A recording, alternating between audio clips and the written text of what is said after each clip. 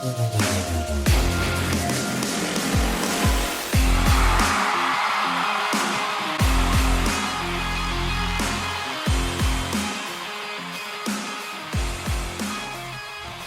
right, Colts Nation. So a few things have happened since the last time we spoke, things which we must speak about right now. Of course, we have the roster cuts, the initial 53-man roster in place for the Indianapolis Colts as of yesterday. Or at least yesterday as I record this. When you're listening to this, I have no clue. Of course, the time between now and the Week 1 game against the Miami Dolphins on September 7th, there's going to be some moving parts. They do call it an initial 53-man roster for a reason, right? Because there's still going to be some shifting around that has to happen. Of course, the rest of the league also cut guys. So the Colts kind of have to evaluate the playing field and see, well, all right, is there anything available to us now that was not available to us when we made these cuts? All that type of stuff is going to be playing out. But also there are some things that we can look at and pretty safely assume are going to be staying in place, along with some things in regards to cuts that were surprising on some level, noteworthy, if nothing else. So we got to talk about those. Chris Ballard also spoke to the media earlier today regarding all of these things and got asked some pretty tough questions about the quarterback position. His responses, his demeanor to those are really, kind of have Colts Nation in a little bit of a stir right now, as does basically anything the Colts do right now, in all fairness. Like, there's not many things the Colts can do at the moment that please this fan base, right? Obviously, we're a little impatient at the moment. We're a little antsy as a whole, right? We don't exactly feel satisfied with the product that we've been given as of late. And you know what? We shouldn't, right? That'll happen when you've only had one playoff win and 2 playoff appearances over the course of the past decade, right? You haven't won an AFC South title in Lord knows how long. That'll happen when you bench a guy in Anthony Richardson that everyone wanted to see start Week 1, and instead we have Daniel Jones. So that's kind of where things are at. We'll talk about my takeaways from the roster cuts, and in turn, probably a little bit about my feelings on the roster right now as a whole. And then I'll make sure to give my thoughts, my reaction to that Chris Ballard press conference. We're going to agree on some things. We're bound to disagree on plenty too, as is always the case when I come behind the microphone and speak. There are no shortage of people who disagree with what it is that I'm saying, particularly as it pertains to Chris Ballard. So when I talk about that presser, as is always the case, I'm probably going to be looking at it in a little bit more of a positive light than many of you are and many of you would like to hear. So that'll be that. But before we do any of that, you know what it is? I got to introduce myself. My name is Justin. This right here is the Ride on the Bench Colts podcast. As always, ask anyone watching and enjoying the show, go ahead, shoot a like. It's going to help me get out to as many Colts fans as humanly possible. Of course, subscribe if you want to be a part of the journey.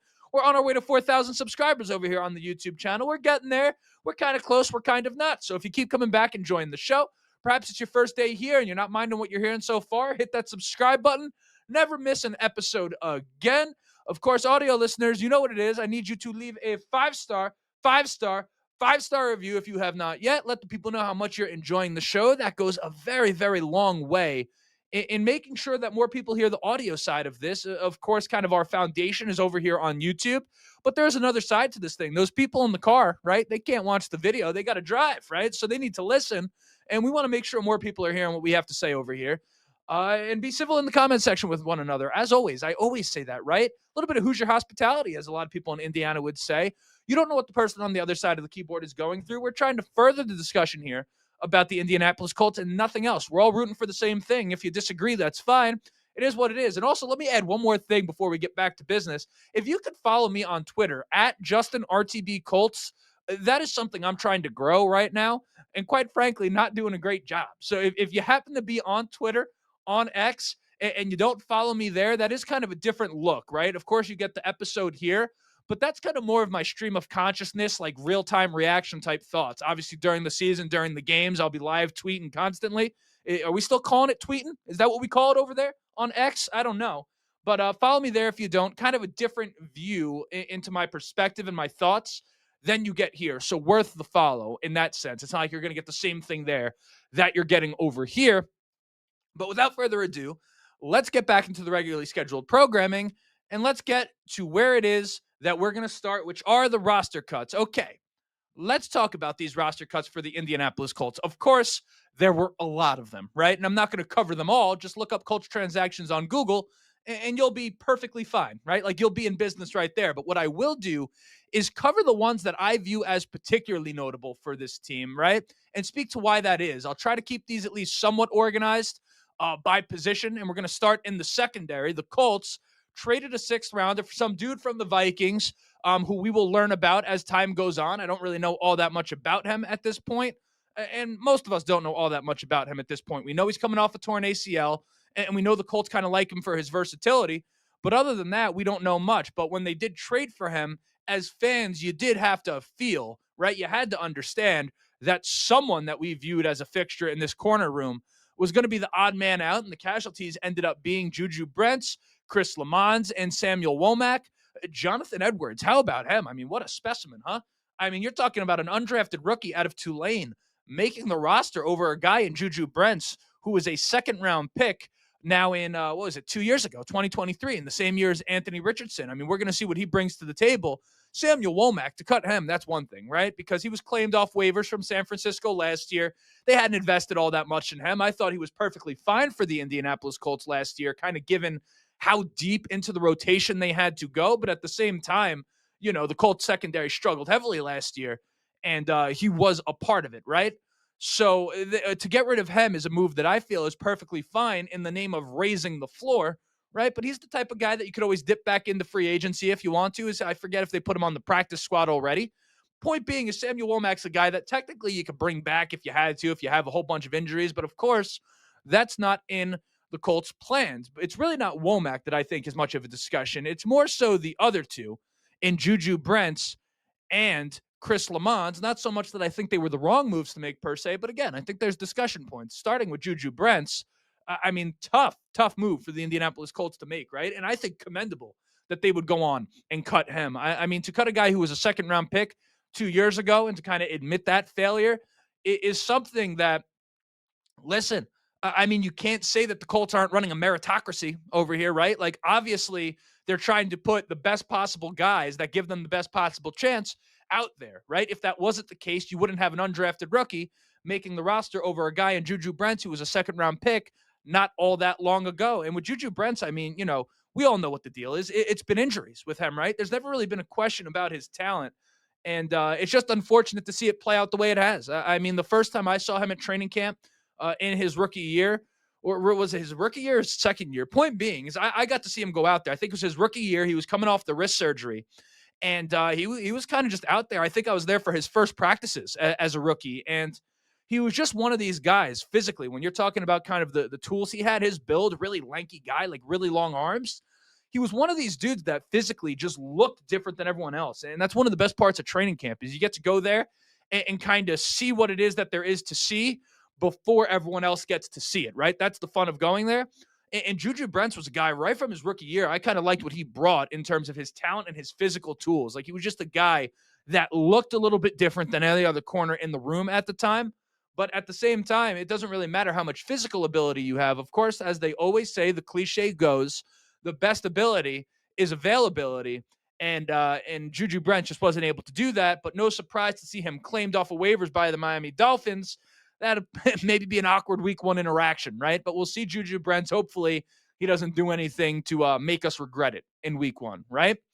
Then Chris Lamons, the other guy that for me, I mean, I'm a fan of his. So let me just, full disclosure, I'm a fan of Chris Lamons, right? Great preseason out of him. And honestly, the reason I really like him has nothing to do with this preseason. I just think that he's never really done the Colts wrong when they've had to go to him. I think he's filled in admirably for them in the past, particularly in the slot. Last year, he had to come in for Kenny Moore in a game or two, and I thought he did real damn good. And while I don't think, or rather I didn't think he was going to make the roster for the Indianapolis Colts, I do somewhat feel that he's a guy that consistently gets sold short. Sure, he's 29 years old, and you probably don't view him as a big piece of your future, but at the same time, all he does is come in and be reliable. Like when Chris Lamons is in, he's kind of one less guy to worry about overall. Of course, now you have the Colts working out a guy in Mike Hilton in the slot who's not far removed from being one of the elite slot corners in the game of football. But I do kind of have a funny feeling that they're going to need Lamons at some point during this season, and he's on our practice squad right now, so we'll have to see. But that's kind of where we're at with the corners. Overall, I would have to say it is kind of hard to argue with how this team has attacked the secondary as a whole this offseason and even now, right? I mean, think about Lou Anarumo, of course, our defensive coordinator, but also a guy who kind of specializes in the secondary. Before he was a defensive coordinator, he was a secondary coach, right? Chris Hewitt from the Baltimore Ravens, widely respected secondary coach in this league. I've been with the Ravens for, I think, over 10 years, right? You bring in a Charvarius Ward, Cam Bynum. Of course, we lost Wiley to the ACL, but he was really coming on as a rookie, right? Before that happened.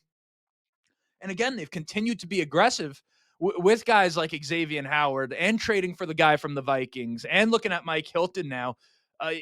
Listen, if the secondary does not work out for the Indianapolis Colts, particularly at corner, it's kind of going to be hard for us as fans to look at the organization and say they didn't do their part on that front. I mean, I think they've done everything you could expect and more to try to bolster this secondary and have really turned it into a room that I think is something that we have to be excited about overall, right? Like if you're going to be excited about anything as a Colts fan, you got to look at the defensive side of the ball in the secondary.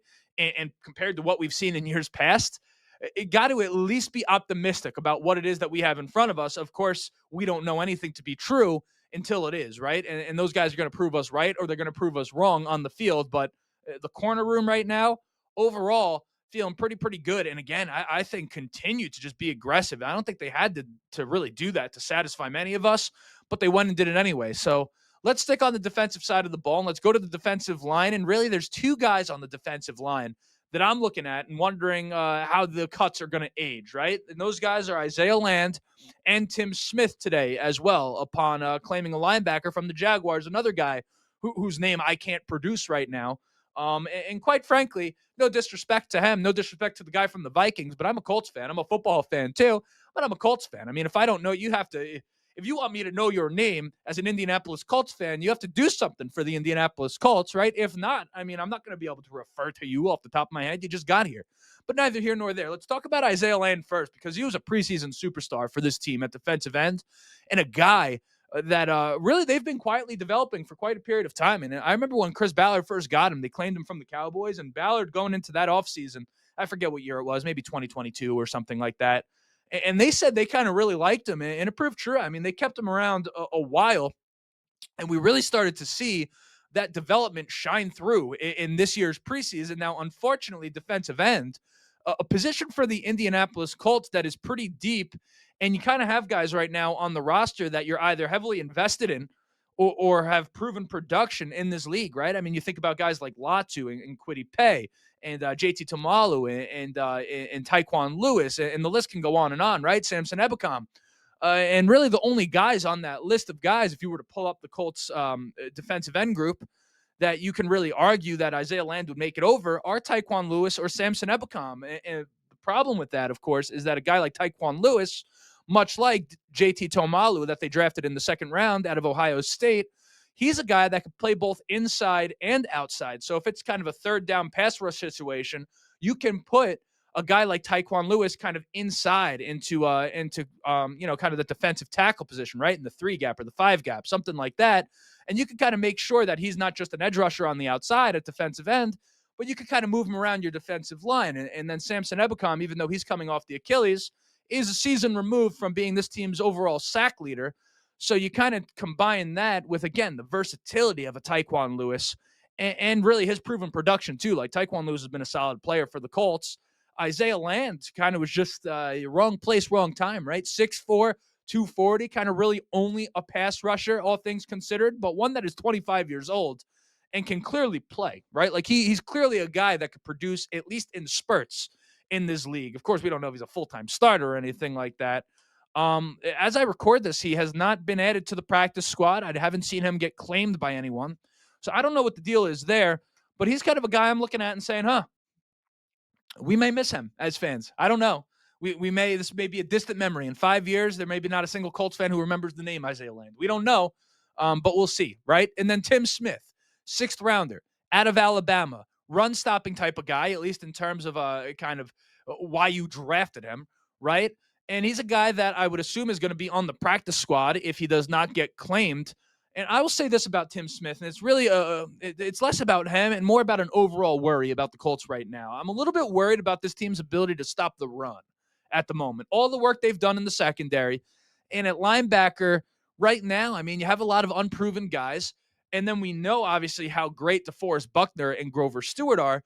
But think about last year, this team, there was a 50% increase in the amount of rushing yards they were allowing when only Grover Stewart came off the field. Remember, he missed a few games for was it an injury? Was it PEDs? I forget what it was that Grover Stewart missed time for specifically. But when he was out, they had a real hard time against the run. And you look at the personnel right now, not much has changed on that front, right? And I am kind of looking at the defensive tackle room, and you have guys like Adebawore and really Neville Gallimore. Where's the beef, right? Where's the beef? Like, where are the guys that if Grover Stewart were to come down that can help us against the run? Because the linebackers at the moment, you have Zaire Franklin, yes, but guys like Joe Bocci, I don't really view as a guy who's like a run stopper. I think he's all around, like, seems like a pretty solid linebacker. We'll see what he brings. I'm excited about it. But you got him, Carley's whenever he comes back. He's a guy that's a safety converted to linebacker, so you don't feel really great about his ability to stuff the run. Sagan Olabi, sure, a small sample size. He's kind of the shining light here. Last year, he was the number one rated run-stopping linebacker out of eligible linebackers by PFF. Take that as you will. Again, small sample size, but maybe he's a guy that could come in and do a little something for them on that front. But right now, I'm looking at the Colts' ability to stop the run, and I'm not convinced they're going to be able to do it. We're going to see if that plays out the way I think it might. But for me right now, it's definitely a worry, particularly when you kind of look at the secondary and say, man, they've done so much to address that side of things and really not much on the defensive line in terms of notable moves, right? In terms of guys that are going to help stop the run. So we're going to see how that goes. I don't think it's a failure by the organization on that front. I mean, how many things can you possibly do in one offseason? But just something I'm keeping an eye on, right? And when you think about losing a guy like Tim Smith, I wouldn't be surprised if as the season goes on, they kind of flip around and say, we need someone else here at depth at defensive tackle who has a chance to stop the run and is familiar with what we're doing. That's where Tim Smith will kind of come back into the fold, right?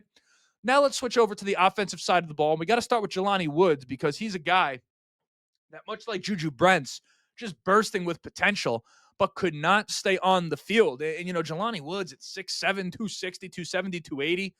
I mean, listen, that's the type of build. I mean, he was having a lot of hamstring issues, and he had been finally put together a healthy offseason here and into the preseason and was pretty good in the preseason as well. Like, he contributed. But also, I mean, one of the things that it seemed like was pretty apparent for the Indianapolis Colts, you think about them cutting Juju Brents, cutting Jelani Woods, also benching a guy like Anthony Richardson. And it seems like one of the things that was a really, really big deal for this team going into this season is making sure that we can trust the guys that we have out there in the reliability sense. One thing to trust whether or not they can play. You have who you have. But in terms of staying on the field, are you reliable? Do we know that we can trust you to be a fixture on this roster this year? The Colts seem to really make sure they prioritized trusting a guy can stay on the field. It's just something I pointed out. But Jelani Woods, kind of disappointing the way that's played out. Of course, now we have Tyler Warren, and all is forgiven. But once upon a time, Jelani Woods was the guy that we were kind of all excited about, right? Jelani Woods, in his rookie year, I mean, he had some moments. He had 15, 20 catches. I feel like I remember them all. I mean, I would be sitting on my couch, and Jelani Woods would pop off the screen so much that I was waiting for him to fly out of my TV into my living room. I mean, that was kind of how electric he was as a rookie. But of course, it's what have you done for me lately league? And all he's done for us lately is pull his hamstring, essentially, right? And have like a decent catch at the end of a preseason game that I think was a catch, in all fairness, and they called it not a catch, but neither here nor there. Not the point. That's Jelani Woods. If we switch over to the running back position, Khalil Herbert, a guy that they brought in this offseason, practice squad now. Well, okay. I kind of like that they went with Giddens and Goodson because one of the real things that I thought when they signed Khalil Herbert, I wasn't all that crazy about the signing in the sense that when I looked at the type of running back the Colts needed coming into this offseason, you needed a guy who could come in on third down and give you something, both as a pass blocker, but as a guy out of the backfield who could catch the ball, right? Jonathan Taylor, as great as he is, that third down set isn't exactly his best look, right? That's not exactly where he excels, per se. That's certainly not what got him his contract. Let's put it that way, right? And when they brought in a guy like Khalil Herbert, I looked and said, well, okay, he's kind of just like a very, very poor man's Jonathan Taylor. Like, he doesn't bring anything different. Instead, what he does is kind of give you that same downhill running style that Jonathan Taylor gives you. And I thought, well, okay, but you haven't really addressed what I thought you needed to address. Well, in comes DJ Giddens and Tyler Goodson, who I think Colts fans are going to learn to like as time goes on. Everyone associates him with that 4th and 2 situation against the Houston Texans. couple years ago with Garner Minshew, where he dropped it, Minshew missed the throw, whatever it is that what you want to call that. It was a play that could have been made, and he was part of it, and they didn't make it, right? But he's had good moments for this team too, and quite a few of them that get overshadowed by kind of that one big moment. And between him and Giddens, I'm kind of excited to see with Jonathan Taylor how they're able to change the pace. I think the Colts should kind of have a fun running game this year. We're going to see how that plays out. But all right, that's how I feel about Khalil Herbert. And then we'll stick on the running back real quick. Not that he was ever going to make the roster, but how about Ulysses Bentley the fourth? I think fourth, right? I'm too much of an idiot to understand Roman numerals. A V with the I next to it, that would be 5 minus 1. That's 4. He's the fourth. Okay, I think I got that right. He was a guy I thought ran well in the preseason. Like, he was never going to make the roster. He's now on the practice squad for the team. But I would just like to point him out because he's a guy that I like the way he ran the ball. And I think if we needed him in a pinch to kind of be a scat back, he might be a guy that could come in and produce for the Indianapolis Colts. Nice find there by Indy. And happy to have him on the practice squad. And then final note on the offensive side of the ball, Wesley French, really not all that much to say other than the fact that we lost Will Fries this offseason. And now we lost Wesley French, meaning the era of French fries is over here in Indianapolis. And that, for anything, that's brutal because, who doesn't like potatoes, right? Okay, so that's that section. Now let's go on to this Chris Ballard press conference. And, Chris. Where do I even start here? Listen, now look, obviously, it was expected, right? And I said this on Monday. You were going to get questions about the quarterback. Like, this press conference was branded as something that was about the 53-man roster, but we had not heard from Chris Ballard, obviously, since the quarterback decision was made. So it was something that, even Stevie Wonder could have figured out that seen that those questions were coming from a mile away, right? Like, it just was what it was on that front. And he did seem to be a bit annoyed by them. The most notable clip is him saying in response after being asked about it, Lord knows how many times, we've got 51 other guys on the team. Any questions about the team? And I'm sort of split on how I feel about him saying that because in kind of his demeanor as a whole, because to take the side of many of you, let me start there. Let me agree with you guys for a change, huh? If you're Chris Ballard, you have to understand, like, we as a team, and ultimately you as the general manager, have failed to address the quarterback position in a sufficient manner for so long in a city and a team that in many ways is kind of built on the quarterback. I mean, you think of Peyton Manning, Andrew Luck, Johnny Unitas, albeit that was many, many years ago with the Baltimore side of things, right? It was before the Colts were in Indianapolis, but Colts fans want a damn quarterback, Chris, as does every organization. But I mean, we have had one.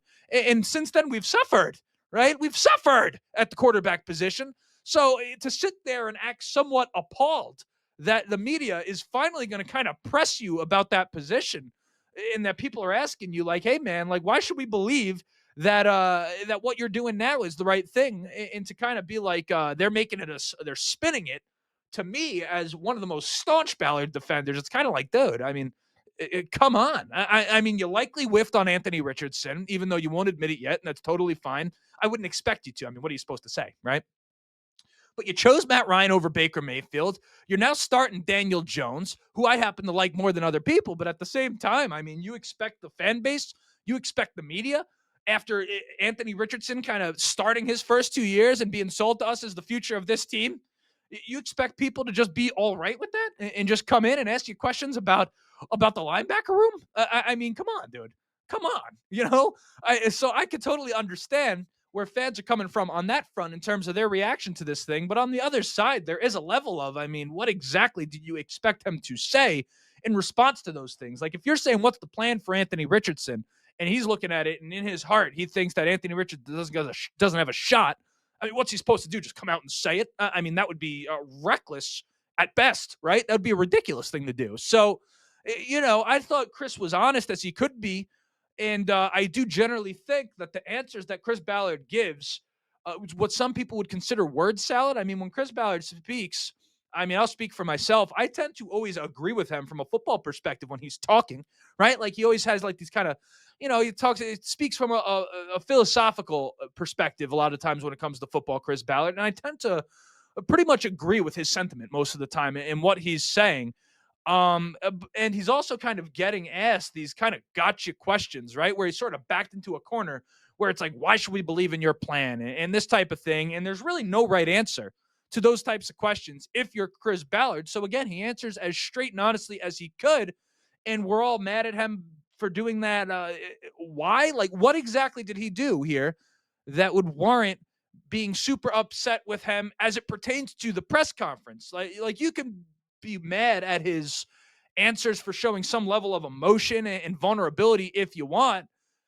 But then at the same time, last week, a lot of the fans were also upset at Shane Steichen for kind of doing the opposite and doing that thing where it's coach speak and you're kind of not being forthcoming, right? So you're upset at Chris Ballard for being a little more forthcoming, being a little more vulnerable, but then also upset at Shane Steichen for doing the opposite of that type of thing. And it's kind of hard to do that. Well, you can do that. Let me change my tone. You can do that. But if you do, you kind of have to confront the fact that you're not angry about the things that you're saying you're angry about. And that so much is what bothers me about kind of the dialogue that we have as a fan base is way too often, particularly now in kind of some of these darker years for Indy. And mind you, there are older fans who would say, you call these years dark, you have no clue what it possibly is. But nonetheless, the Colts haven't been particularly successful. They've been the definition of mediocre under Chris Ballard. You can't deny that. So with that, so often right now, do we hear takes and opinions that are like fueled primarily by emotion, right? And then kind of masked and told like they're real objective analysis, and they're just not. And listen, maybe the people that are giving you those takes, maybe they truly believe they're being objective, but make no mistake, like right now, there's a lot of emotional reaction and emotionally charged things being said that are being sold to you as analysis, when in actuality, all they are a fan base that is pretending they have something new to be mad about, when in actuality it's we're upset over the same thing. I say you are upset over the same thing you were upset about last year and the year before that and the year before that. It's basically the fact that you want a new general manager, you want things to change, and you want the Colts to be good. And until then, basically anything that happens before you get that result, you're going to be mad at. But let's call it what it is, right? Let's not pretend that Chris Ballard did something in this press conference that should prompt you to be more upset with him now than you were before. I mean, it's all the same thing. You don't like him. And whatever he does, you're not going to like, right? But in terms of the press conference, really nothing to see there, in my opinion, especially when you compare it to kind of how the fan base has reacted to what he said overall. I mean, right now, if you want Chris Ballard to zig, he'll zag, right? And how do I put it? Point being, if he zigs, you'll say you have wanted him to zag. And if he zags, you'll say you'll have wanted him to zig. Like, there's no winning if you're Chris Ballard right now. And in fairness, there's not been a whole lot of winning since he's been here. So I get you. I'm not saying you're not justified to be upset, but at the same time, all I ask is that you call it what it is and just talk about why you're really upset. Don't pretend that he said something in this presser that kind of furthered this thing along, right? Like you were already against him going in, right? So that's kind of where I stand, and that's an episode. My name is Justin. This right here was the Riding the Bench Colts podcast. Like, subscribe if you have not yet. And until next time, as always, go Colts.